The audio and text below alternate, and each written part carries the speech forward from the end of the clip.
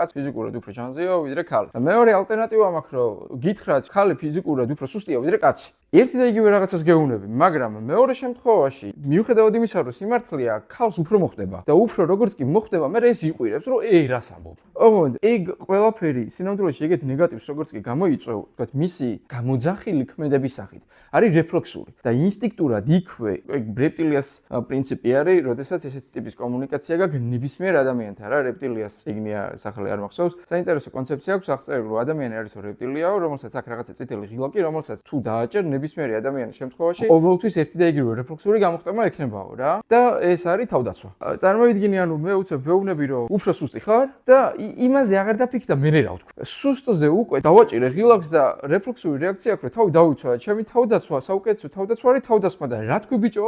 და მიკომენტარებს მე ამაზე ვიღაცა კაცი დაუწერს, რომ რა ბიჭო ეხლა რა ტყუილი თქვა თუ რა და ის ქალი პირველად რეფლექსურად კი უპასუხებს, მაგრამ მე რო გავა ერთი 10 წუთი ან 9 საათი და ესეო დაფიქრდება ბიჭო, ხო, მაგრამ რამე სიმართლეს ხო იცი?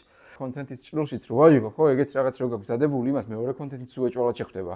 როგორც კი მეორე შეხვდება, მეორეში უკვე ეგეთი გაბრაზებული აღარ არის. შეიძლება რაღაცა გაახსენდეს ისე წყენად, ცუდი ჩარჩარა, მაგრამ ეგ რეაქცია არ ექნება.